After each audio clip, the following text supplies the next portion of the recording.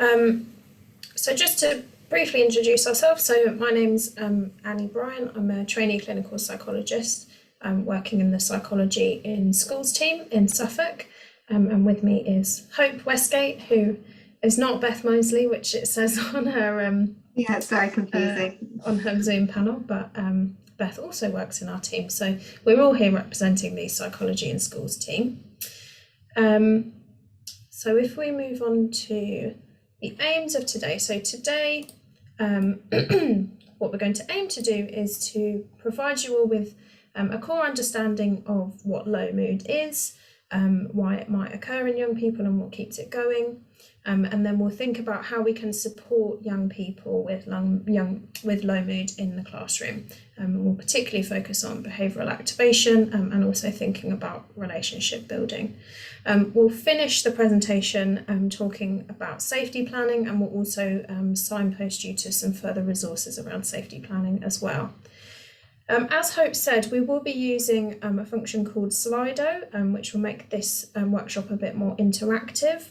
So if you could do this on a phone or a tablet or on another laptop device if you have one. If you just type in slido.com and then put in the code there, so it's 9039744.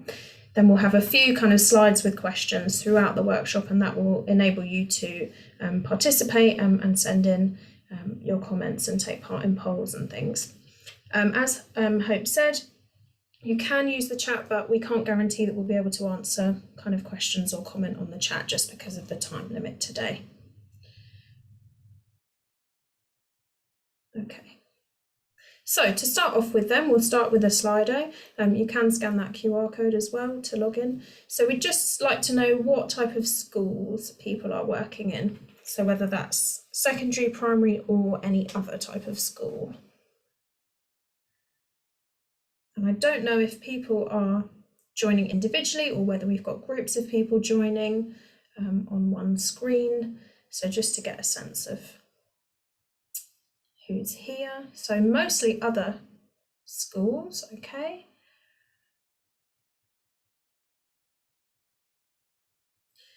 So I'm wondering if that is sixth forms or older, or whether that is specialist schools, perhaps SEND provisions. Okay. Okay, and what role do you have in your school? So it'd be great to know who we've got here today. So we've got learning support teaching assistant. Do let us know, even if your role has already come up, just to give us a sense of everyone. Okay, SEMH teacher, brilliant.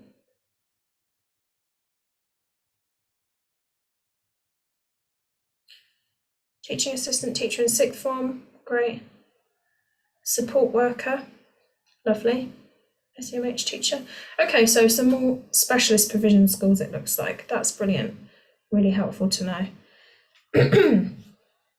Got young persons worker as well, fantastic. Thank you everyone. Okay, and we'd just like you to, at the beginning of this workshop, give us a rating of what you would think your current knowledge is of working with children with low mood. Would you say that you feel pretty confident in that or not so confident?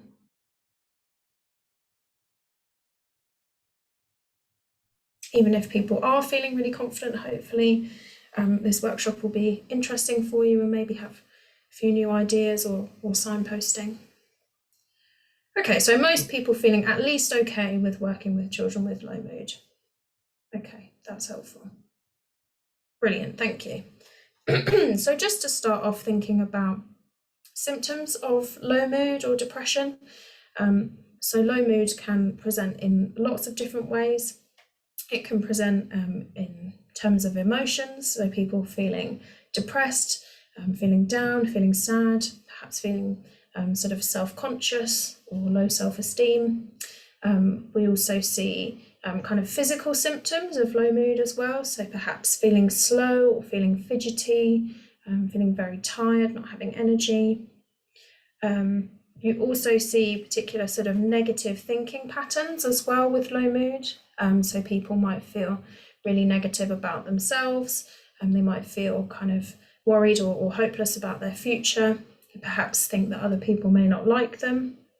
And also we see behavioural impacts of low mood. So generally people withdrawing or doing less of the things that they enjoy, perhaps finding it difficult to sleep, having difficulties with appetite, whether that's eating a lot more or a lot less than they used to. So a range of different symptoms that we see with low mood there. And this is a model that we very often use in terms of our understanding of low mood. And we term it a vicious cycle because these factors all fit together and perpetuate and keep them going. So as I said, you can get thoughts that people have which are typically sort of negative in nature, perhaps about what other people think or someone's own capabilities. And that leads to feelings of perhaps sadness, perhaps self-consciousness, perhaps just not feeling anything at all, kind of feeling numb. And that may sort of manifest in physical symptoms as well, like I mentioned, so perhaps feeling tense or drained of energy or aching even. And because of those negative thoughts and the way that people might feel in themselves, people may withdraw from what they used to do, stop doing the things they enjoy, perhaps sleep a lot more. And again, unfortunately, that keeps going, the cycle of people feeling negative thoughts and feelings, because by withdrawing from activities and other people, we see that people miss out on opportunities to enjoy things in life, or miss out on opportunities to find other examples of positive thoughts that they might have about themselves, like other people do like them, or they do enjoy doing certain things. So we will come back to this vicious cycle a bit later on. So I'd just like to know from those who are here how you may see low mood presenting in the classroom. So this could be from personal experience of young people you've worked with, or perhaps just thinking about the symptoms that we've covered there. How might you see that playing out in your classes? Withdrawn, definitely, yeah.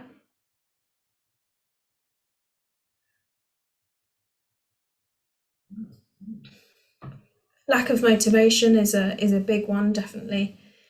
Seeing young people not wanting to engage in things, not wanting to even come to school, for example. Poor concentration, yes, changes in behaviour.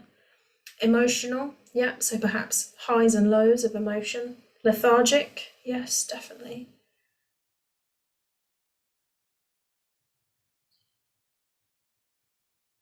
Anything else from anyone?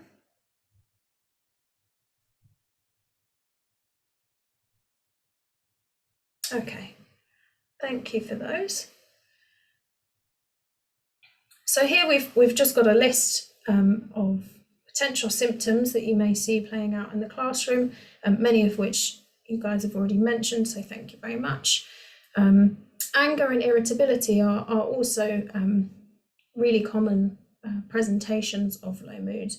Perhaps if a young person finds it difficult or even uncomfortable to voice how they're feeling, or to voice that they're feeling quite low, they may be sort of acting out in the classroom. They may be more sort of snappy and irritable rather than the typical sort of tearfulness or withdrawn that you may expect in other people.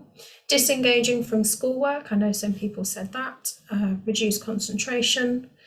Frozen as well is an interesting one. You may find that some people really find it hard to either move from one activity to another, or even to just sort of engage in conversation. They might be really zoned out and kind of in their own world. And finally, relationship difficulties. That's a really important one with young people, particularly teenagers. It's quite common sort of causes of low mood is difficulty with peers or with family, for example.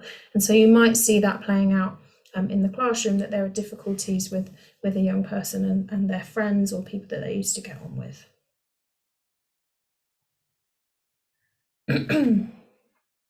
So why does low mood occur? Generally, there's many different reasons why low mood might happen. There are lots of different kind of theories or schools of thought. So I'll just briefly mention some of these. Firstly, life events. Understandably, there are really difficult things that can happen in a young person's life. for example, a bereavement, or parents splitting up, or being bullied at school. And it's natural that those really difficult experiences could cause a young person to feel sad or to feel really low, and have perhaps a period of feeling quite low. But it's if that feeling, unfortunately, kind of continues on much beyond the point of that life event happening, and whether that low mood persists, that we might need to support a young person a bit more with dealing with that. One of the main theories of understanding low mood is based around behaviour, and this links back to the vicious cycle that we looked at earlier. So the idea that it's actually the withdrawing from things that young people enjoy and that kind of reduced activity level that causes that low mood and sadness and lethargic feeling, and also can kind of perpetuate some of those negative thoughts about that young person, that life is a bit kind of meaningless and boring. There's other schools of thought that say that it's actually the thinking and negative thinking in particular that is what drives low mood. So for example, if a young person had invited a friend to come round, and that friend didn't turn up, if that young person's way of interpreting that situation was that their friend didn't like them anymore, no one liked them, they were never going to have any good friends, then they would of course start to feel really sad about that and may well feel quite low and want to withdraw from friends. Whereas if another young person thought, never mind, they must have just forgotten or got distracted, I'll see them at school tomorrow and it will be fine, then they wouldn't have that sense of low mood. Biology can also play a part. We know that there are genetic factors for depression.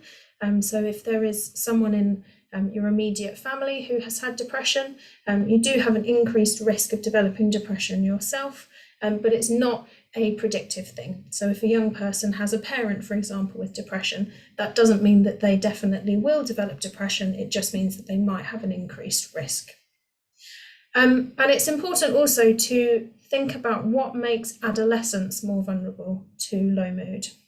So adolescence is a kind of key period for the development of depression for some people. So a significant proportion of individuals who at some point in their life will develop depression, a significant proportion of those that will start in their teenage years. So one of the reasons for that is simply the sort of the hormone changes and the lifestyle and academic changes that come along with being a teenager. There are changes in their bodies that can be kind of confusing. Academic pressure and sort of exams can be sort of stressful and hard for some young people. The hormone changes also results in kind of more emotional lability, or what you might say sort of feeling the highs really high and feeling the lows really low. So young people in their teenage years, they need a lot of kind of reward and excitement to feel those really, really great happy periods. But also when things are tough, then it's really, really difficult and it's an extremely painful feeling for them, much more so than perhaps when they were younger or perhaps when they're adults. Also, we know that in teenagers, they're sort of biologically programmed to be really wanting to build their social connections. So their peer relationships in particular become much more important than they ever have been.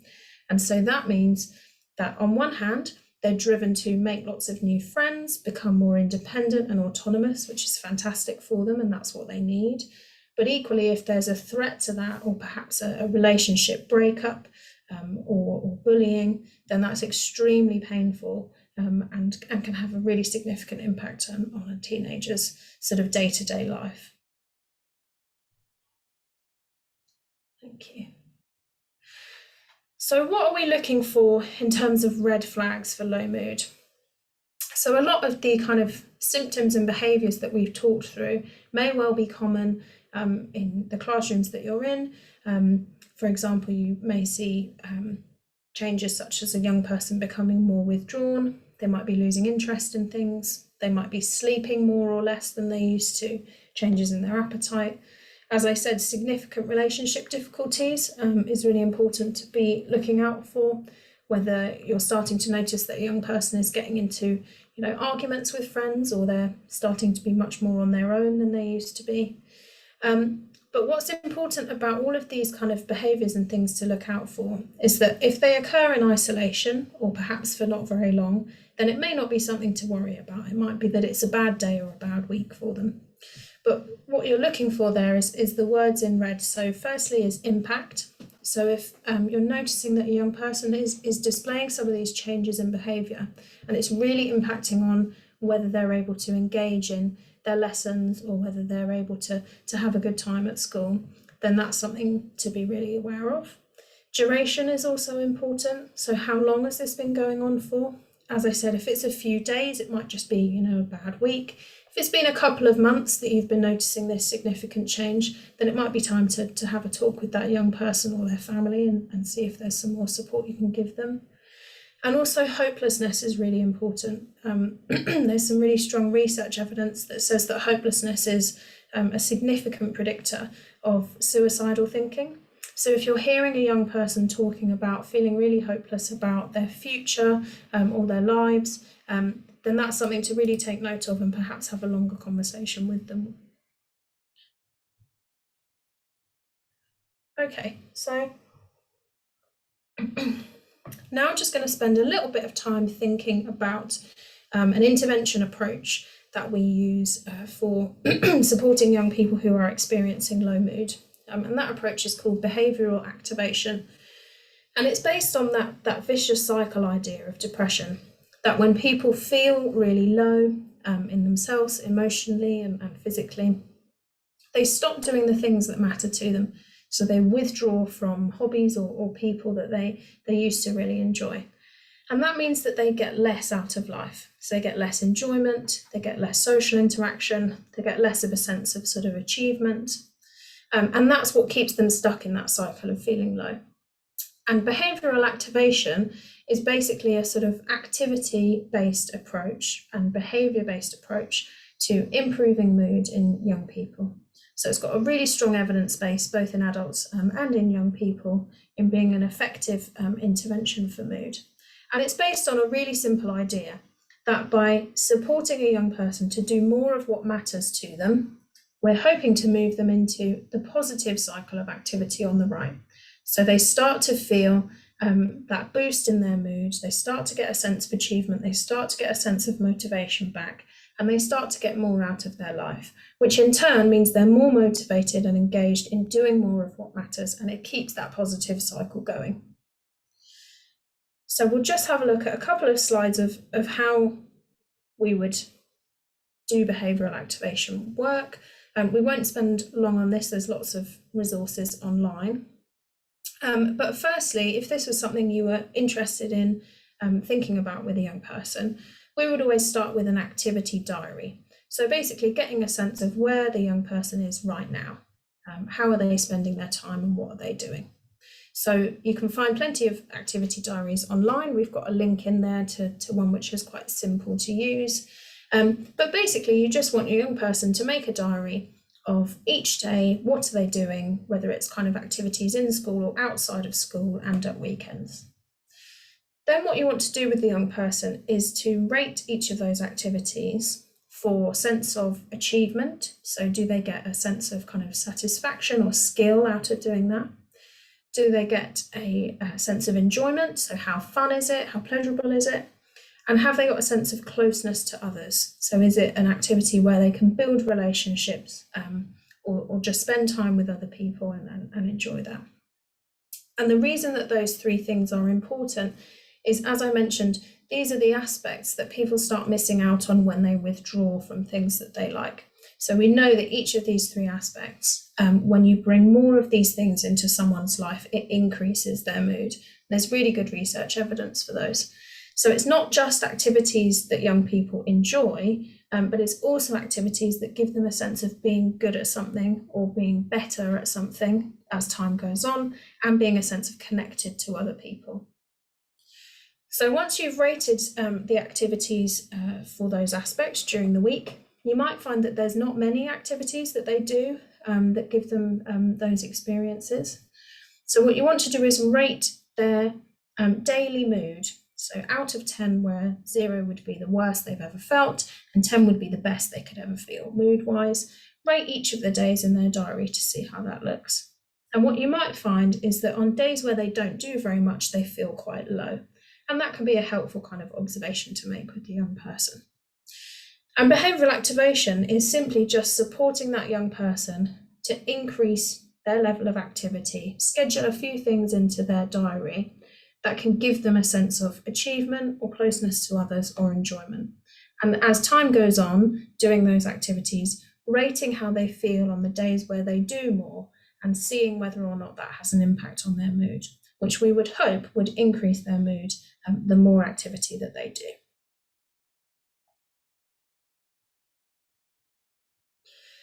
And just to mention that when you're helping a young person to think about doing some more activities, it's important that whatever activities they're scheduling in are really linked to things that they value. So what that means is just things that give them a sense of meaning. What's important to them? What do they enjoy? What do they value? So the picture on the right here shows a sort of values compass. It's a bit more appropriate to older teenagers or adults even, but some of the aspects are sort of relevant to young people as well.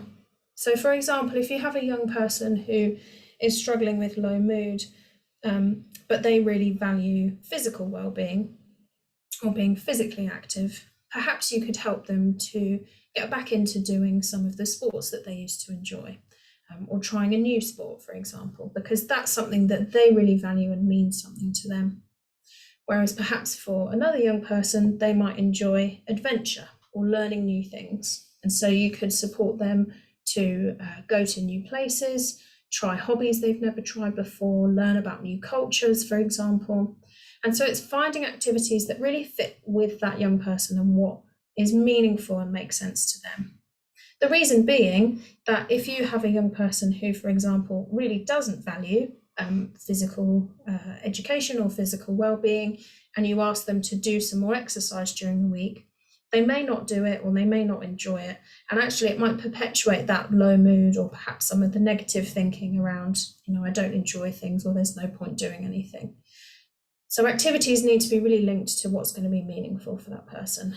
It's also important to be realistic with helping a young person to do more activity and starting with kind of small and achievable steps.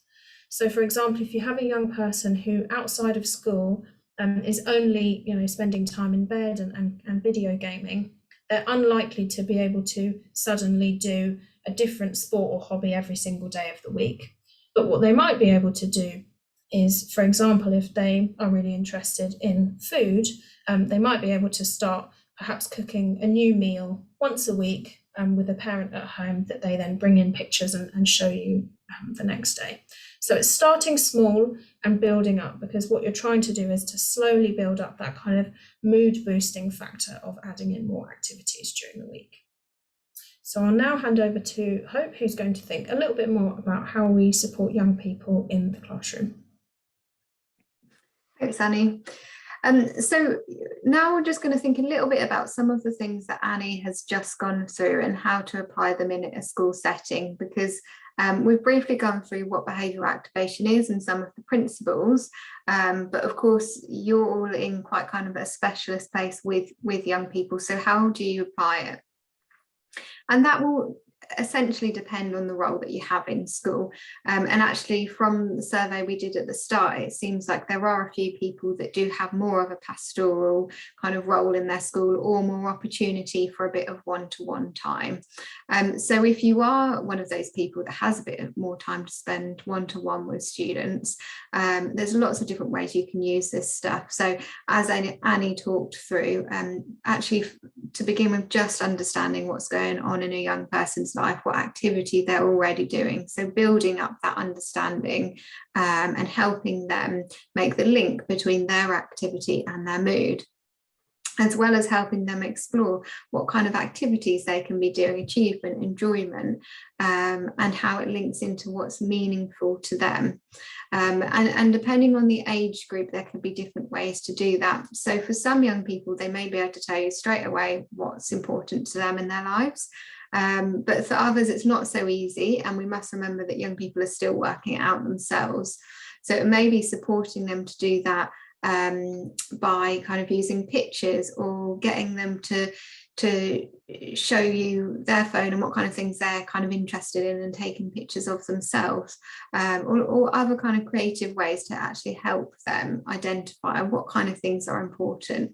Asking them in kind of simple ways, when you get up in the morning, what's the thing that actually helps you get up, and what's the thing you're most looking forward to. So if you have that more time to spend with a student, you can really kind of slowly explore this stuff and help them understand and use these BA principles. And there's lots of self-help type activities, and we put a link on the slide and it's at the end as well. So you could support them go through some of these self-help resources and worksheets to do some of this behavioural activation. But actually, even if you're not a pastoral member of staff, there are other ways you can try and think about some of these principles. It may be that you can think about what's in your school's PSHE curriculum, and we know there's lots more now on mental health or mood in children and young people. So are there any ways to incorporate some of what we've talked about today, those links? And actually, it's a really powerful tool just to make that link to students around mood and activity. Are there any opportunities to help them think about their values or what they want in life? Equally, this can be done in tutor group activities or kind of small group activities. And sometimes it can be really helpful to be more of a discussion point, because they can get ideas from each other. So one young person may say, actually, I really like doing this and it's really helpful for me, and that actually helps another young person. So you may want to think about if there's any kind of groups or tutor class groups this can be a discussion point in. It may be that you can think about how after school activities can be used in this way. So often when I talk to young people about what's important to them or what kind of activities give them a sense of enjoyment and achievement, they will talk about things that they can actually do at school, like the football club, the dance club, the basketball club, or building Lego and being creative. Often there's something that we can link them to at school. I know that it has been more challenging in COVID, but hopefully things, as they're starting to get back to normal, there's more opportunities to link them up with these things, or think about anything that's going on wider in the community. And as we know, low mood, there can be some low motivation. So it may be that in your role, you can support them to do these things. So for example, the first time they go to that after school club, walking them there, if you're able to, or even things like, when you're talking to them, walking with them as well and going around the school site, just to kind of get used to them increasing that activity and building that rationale. This kind of stuff can actually be used in everyday interactions you're having with young people. These principles, knowing what's important for mood and thinking about that kind of activity scheduling and really linking to what's meaningful or important to them. So hopefully you can see that this stuff can be used in one small conversation or in a few sessions if you get to do that with students.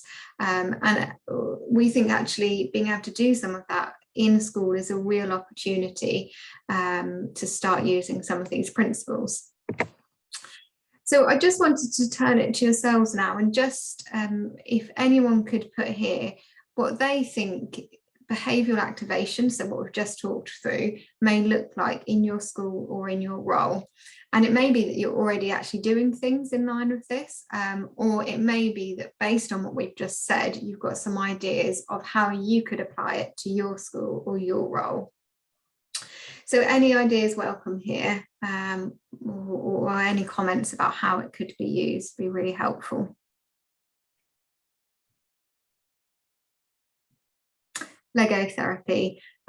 Yes, and I think I mentioned Lego actually, that is something that's becoming increasingly popular, and some students actually, they may find things like physical exercise isn't helpful to them, but having something a bit more creative or practical, things like Lego can be helpful. general approach to conversations with young people. So yeah, it may be that you're already using some of these principles when talking to young people, and having an idea of what kind of things will be helpful. Games, activities to boost self-esteem, confidence. So just being able to build these things into everyday lives at school. And again, it can be applied to primary schools, secondary schools, specialist schools. Keeping a mood diary, yeah, that can be helpful, particularly kind of for more the teenage years, where they have a bit more of an understanding of their mood, and can do that. And again, that really helps with the rationale of what's happening on those days where mood isn't so good. Creative clubs is great as well, and it's really good to see some of these clubs and community groups coming back as well. So thank you, during talking. Yes, that is actually helpful. So often children can find it difficult to have face-to-face conversations where there's eye contact, so having an activity whilst talking can be helpful. We'll move on, but these are some really good ideas, and maybe this is something to think about in your kind of group or team at school as well, about how you can use some of these principles. Thank you for everyone's suggestions. So just wanted to talk here a little bit more about relationships, because we know that relationships are really important when we're trying to understand and help with low mood. So sometimes when people experience low mood, it may be that there's some relationship difficulties that have triggered that or made them more vulnerable to experiencing low mood. But equally, once someone has a low mood presentation, it can make relationships trickier. It can make those everyday interactions harder, and people are more likely to fall out in some ways. So relationships are a really, really important factor when thinking about low mood. But also it's important to hold in mind that as well as low mood making relationships trickier, relationships do get particularly difficult when people get to that age where they're transitioning to high school or that teenage age. And there's various reasons for that. And Annie's already talked about some of the biological changes we see in teenagers. There is often a kind of increased sense of irritability. There's that want for autonomy and independence, which is completely natural and normal, and teenagers do start to get more autonomy, but they don't have it completely. And of course at school, you're putting in kind of some clear boundaries and rules, and sometimes they may be pushing against some of that. Also, just to note, in terms of teenagers and their recognition of facial expressions, there's been some research studies that show that their interpretation of facial expressions is slightly different to an adult's. And one of those is that when teenagers look at neutral facial expressions, they are more likely to interpret it as angry rather than neutral. So that's important to think about when we're having interactions with young people, that they may be interpreting some of our own body language as angry, which could cause conflict in some way. So relationships are important to low mood, and actually building positive relationships is essential for everyone. So it doesn't matter whether they're low mood or not.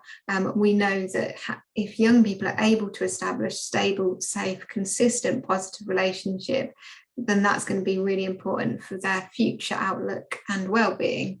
But it's just particularly important to hold in mind, given we know that relationships can be difficult in low mood. So positive relationships are one of the biggest predictors of overall happiness for all of us. But ruptures in relationships are normal. So relationships aren't perfect. They can be challenging, and there can be conflict and argument and ruptures that happen. We're all aware of that.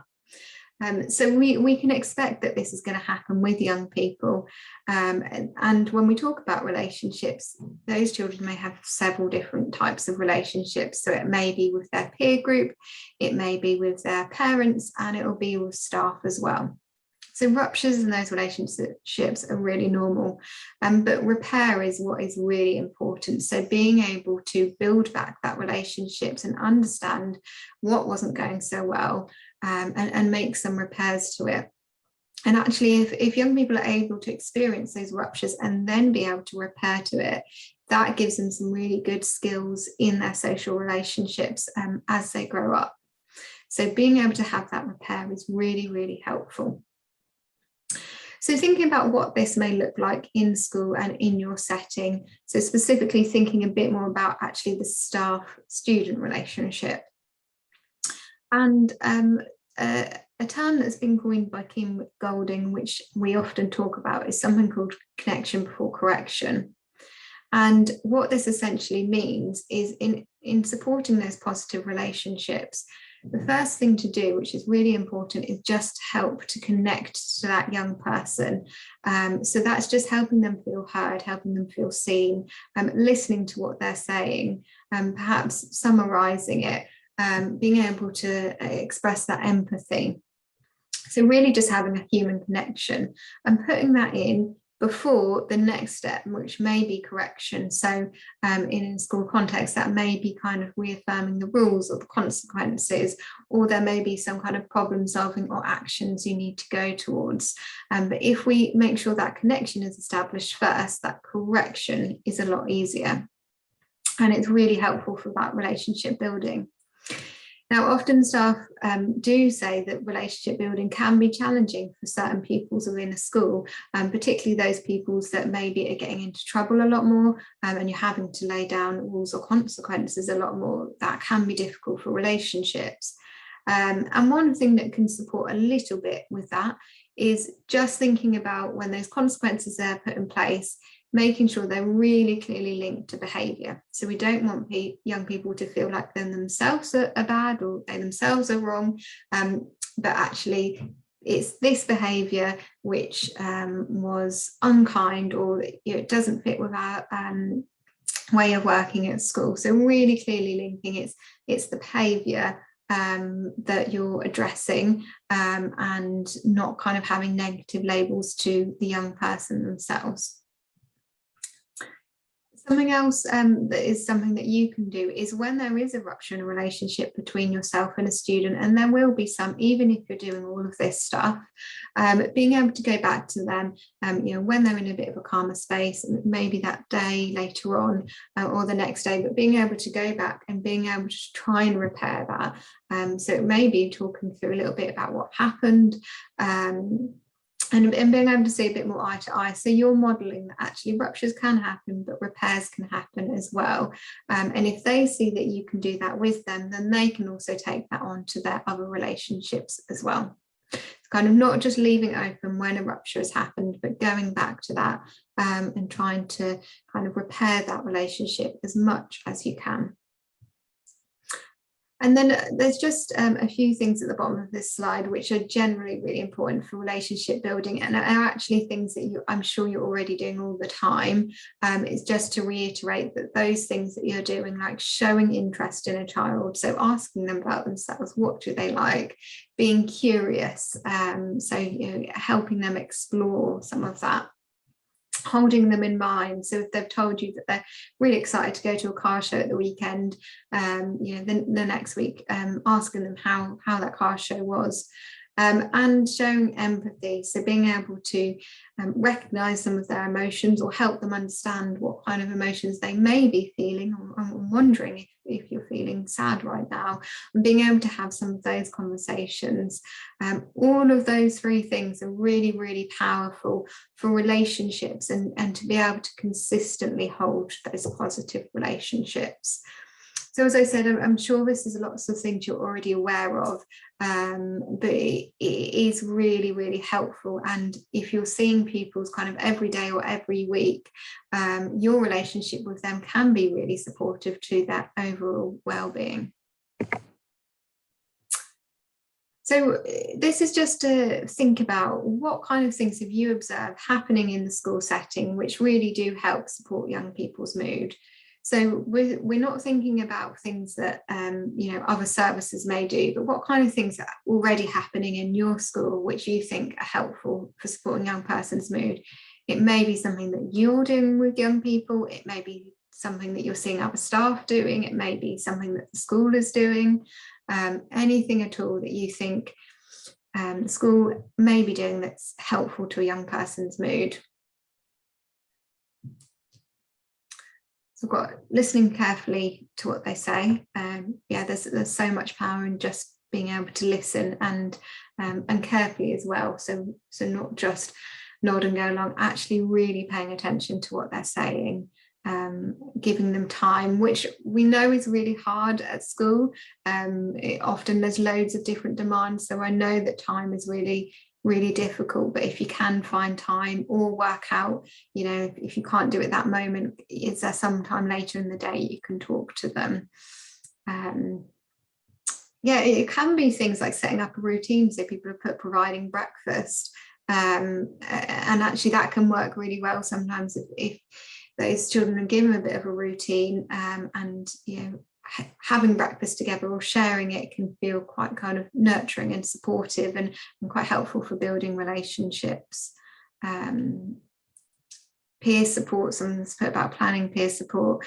So we've talked a little bit today about how actually the peer network may come up with ideas, and sometimes young people do respond better to other young people, activities based on known interests. So yeah, I think it's just being quite person-centered and knowing what works for that person or what could work based on their own interest. And that links to what Annie was saying around values, and really finding out what's important to that young person, because that may be different to what's important to us. It may be different to what's important to another young person we've worked with. Following up on them, yeah, that's quite helpful to note, because sometimes, because of the lack of motivation or the difficulties in relationships, a young person may not be so forthcoming. So actually showing that we've held them in mind and we're trying to go support them. And with low mood, we do need to think a bit more about supporting and scaffolding them to do things, just because that motivation and energy may be a little bit lower than other people. So any way we can kind of support them to do this. And team of adults around the child. Yeah, so hopefully it won't feel like you're ever supporting someone in isolation in terms of their low mood. Actually, it's about all of those people around them at school, but also thinking about their own family network, parents, any other services and support. Brilliant, thank you, that's really helpful. So we're now going to move on to thinking about low mood and risks that may come up, and we'll briefly touch on safety planning as well. So some people who experience low mood may have some related risks to that. And we don't have loads of time to go into each of these risks, but we will have some more information and resources at the end.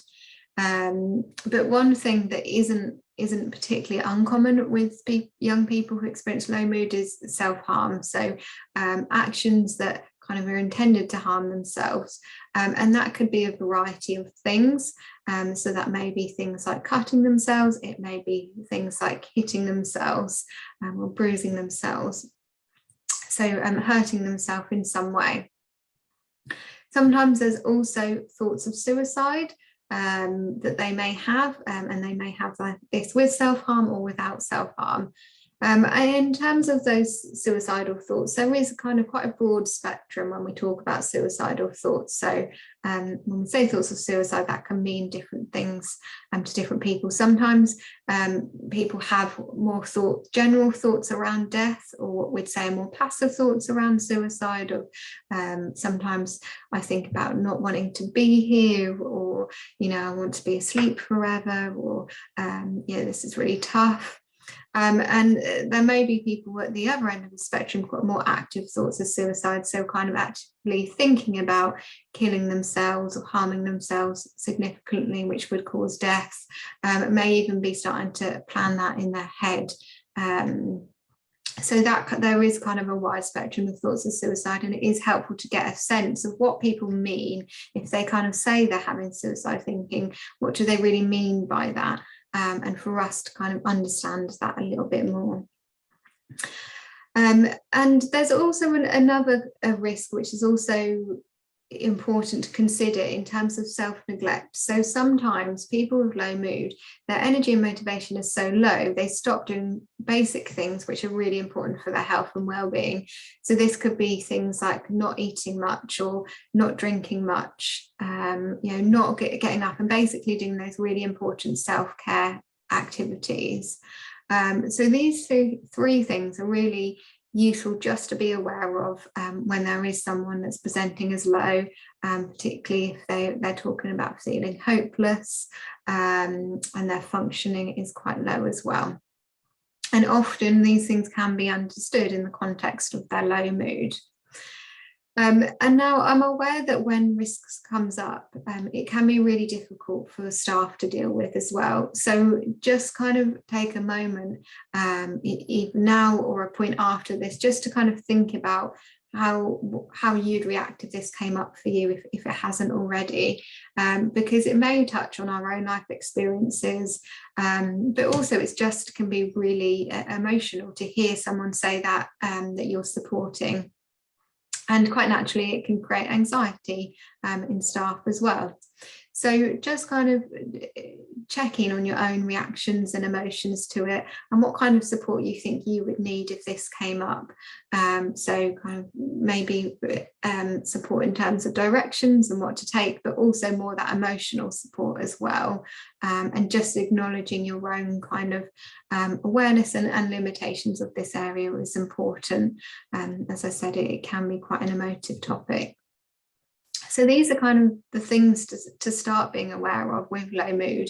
And I'm sure that for most people in this training today, you would have come across this at some point with the people that you work with.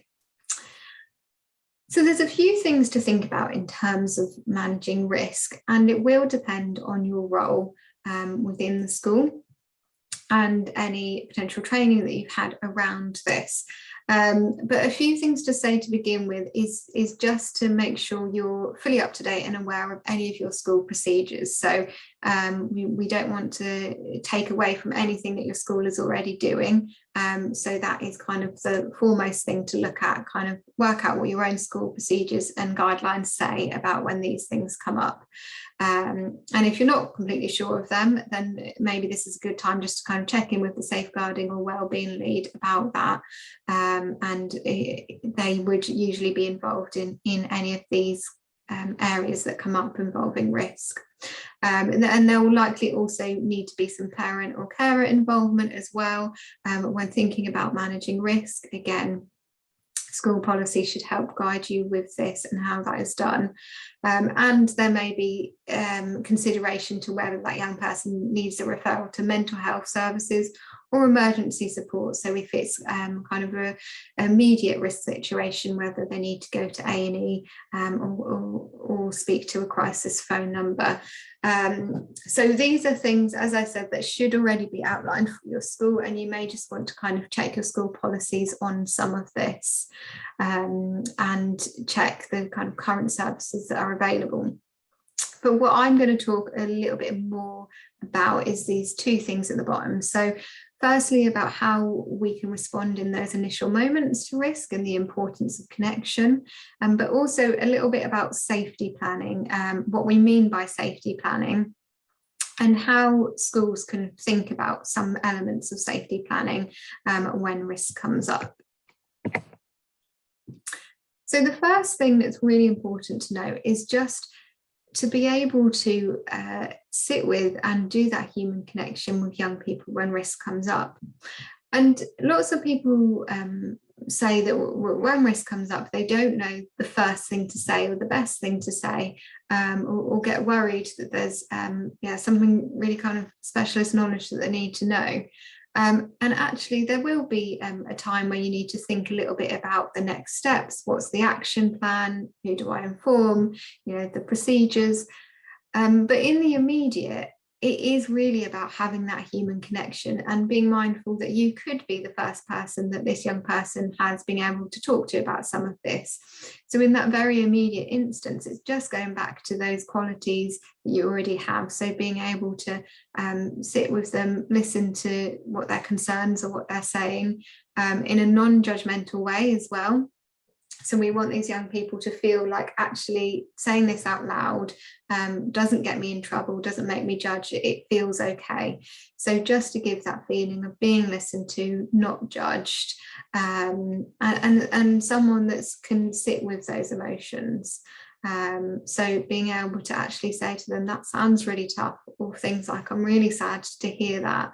And we don't have to automatically in that first minute go into problem solving mode. We can just sit with those emotions. So it kind of goes back to that connection before correction, just having that moment of connection with the young person before rushing into any of the other stuff is really, really valuable. And that's often what they'll remember, is how they were made to feel when they first talked about that. And then you can also kind of wrap around that with all of those other extra bits around what help they may need and where that information gets passed. But yeah, I guess this is just to re-emphasize the value of actually having those positive relationships and being able to help them explain what's going on in their mind is really, really valuable in the immediate. And now just a little bit of information on safety planning. So when risk comes up, and even when someone's kind of relatively low risk, we'd often think about how can we help this person's well-being and how can we help them stay safe. So safety planning is really a way of helping young people achieve and maintain safety. And it's kind of writing this up in a plan so that they have this information to hand. But we also want to make sure that the system around them has it. So it's shared by many people. So that may be parents, it may be kind of a friend or family friend, it may be someone at school, it may be other services, but kind of plan about their safety that is shared. And this is something that we're doing more of in mental health services in NSFT now. So actually, we're hoping to do this with every person that we come across, whether there's much risk or not. So I'll just briefly explain what we're doing and then talk a little bit about how you may be able to use elements of that in what you do in terms of your support with people at school.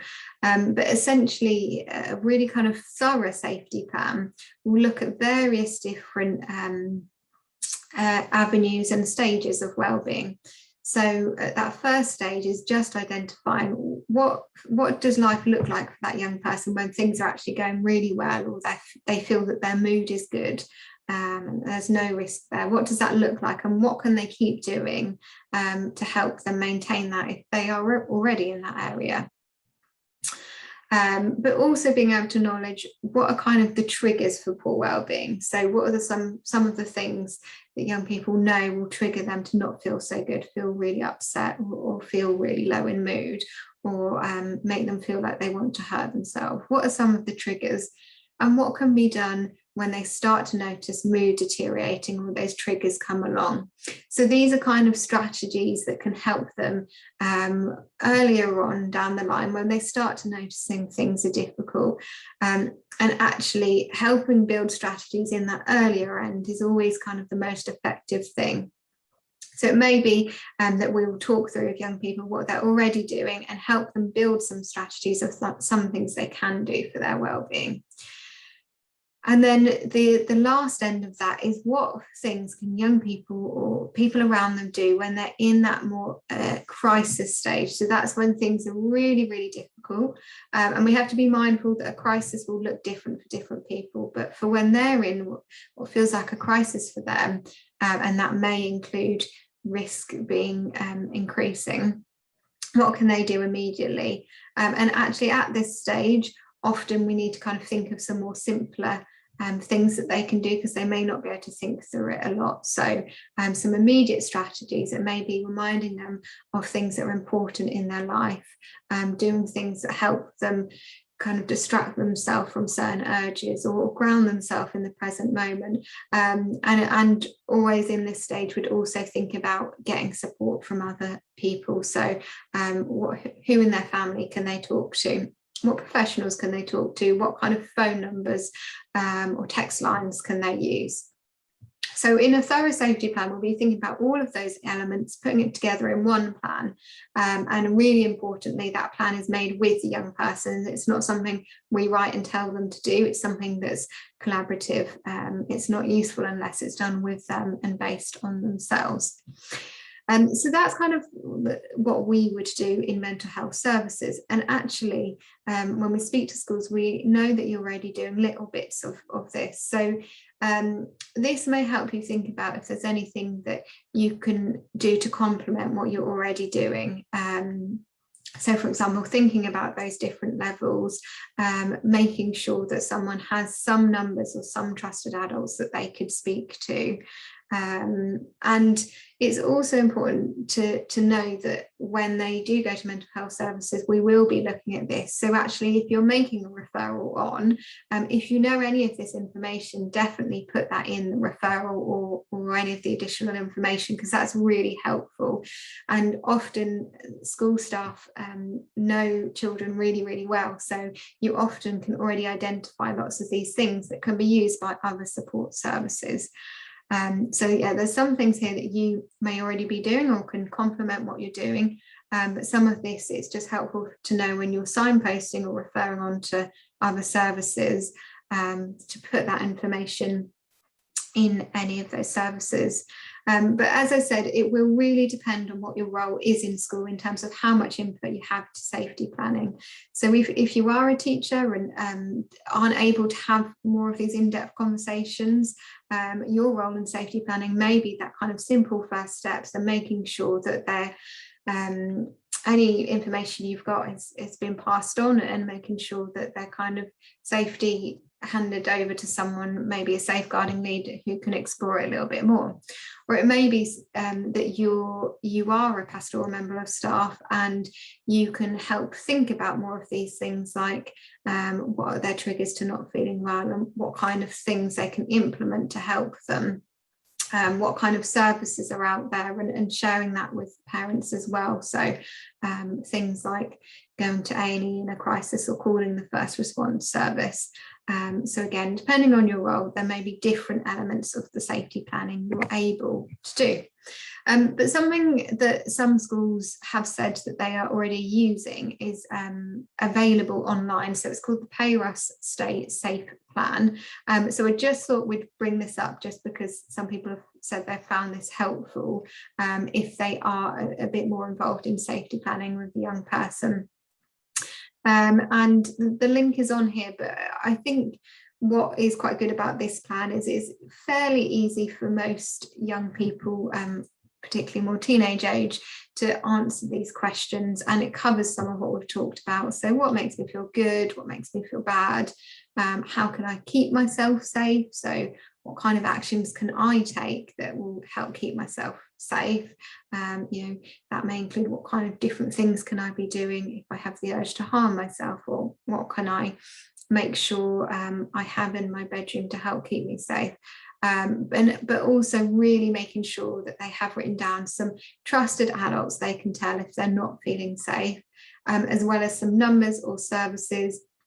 And actually now, helpfully, there's lots of different ways. There's chat services, there's phone numbers, there's text numbers, which is helpful to give one of each to young people, because sometimes people prefer to talk to someone, sometimes they want to text someone. And also things like what is actually really important to me, what do I love right now, and what are my hopes for my future.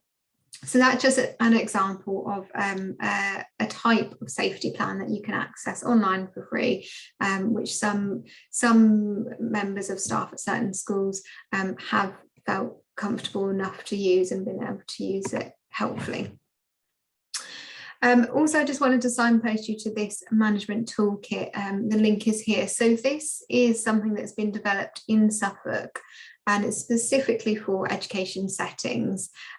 So I think it's actually really helpful if you are coming across self-harm, or it's something you may come across.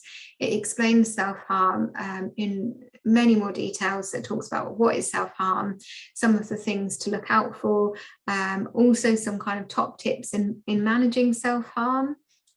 You may speak to parents, and some resources and services as well. So if you haven't got a copy of this already, and you think it would be relevant to your role, I would absolutely make sure you download a copy. There's also on healthwatchsuffolk.co.uk, there's a copy for parents as well, which is slightly different to this one, and can be really helpful to signpost parents too. So that's a bit more of a detailed toolkit. So with both the self-harm and suicidal thinking and safety planning, you may want to look into these resources a little bit more if it feels more relevant to you and your role. Okay, so we're at the end of time now. I know it's 12:30. If you can stay on just for a couple more minutes, just to kind of show you the resources and just check in on feedback, that would be really appreciated. So just to kind of summarize, we've been able to briefly touch on kind of what low mood is. It's not completely uncommon in young people, but we've talked about some of the red flags which may indicate it is becoming a bit more of a problem, or someone may need a bit more support. And we've talked about some key principles, so behaviour activation, so essentially doing but also finding meaning, so doing what is important, what matters, the real importance of relationships and how actually as adults and professionals we can support that. Just being aware of kind of risk issues that may come up, and helping to support safety alongside kind of other people that young people have in their network.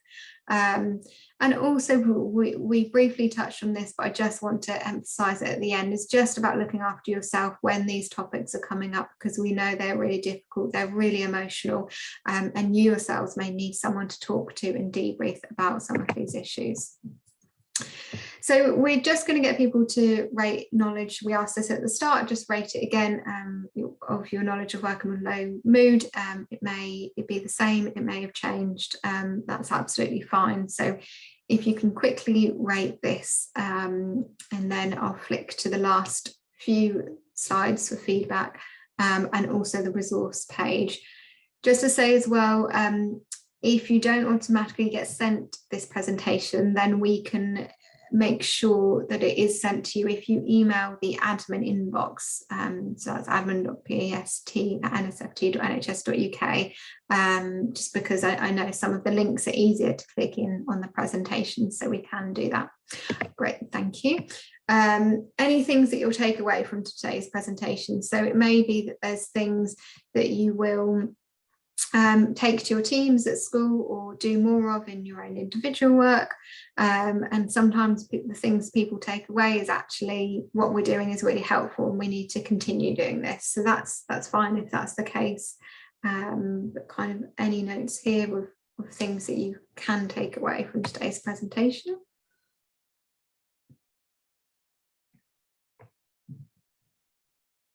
Yeah, great, thank you for your comments. Activity diary, and as I said, there is a link for that activity diary and the connection. So yeah, I'm glad there's two themes, that relationships and connections, and their kind of activity diary, rating and adding meaning. Thank you. And one more feedback question, and then we've just got the resource page, and then we're done. And I know we're probably going into people's lunchtime, so I appreciate you hanging in just for a few more minutes. Good, I'm glad this session has been helpful. Hopefully, we're aware it was brief, so hopefully if you're interested and wanting to find out more, there should be some scope to do that with the resources. So we just put a few apps on there that we know young people use. So Headspace is something that people can use for things like meditation or mindfulness, so helping that connection to the present moment. Calm Harm is one that's specifically set up to talk a little bit more about self-harm. And Move Mood is also one. And then there's various websites that you can go on, or young people can be supported to go on that you can help them with. So things like Mood Juice, Young Minds, all really helpful. I've also got the link to that Stay Safe plan and self-harm management toolkit. And just one more thing we just wanted to make sure, if you're not already aware of, we do run parent workshops on low mood quite regularly. So there's already pre-recording of this or they can sign up for it through the Eventbrite channel that we have as Psychology in Schools team. So do feel free to signpost any of the families that you work with to these workshops that we're doing. So as I said, it may be that they'll watch a pre-recorded, or sometimes they're more likely to engage with one of those live ones. So look out for Eventbrite on our PST page for some of those. Okay, so we will have to stop there.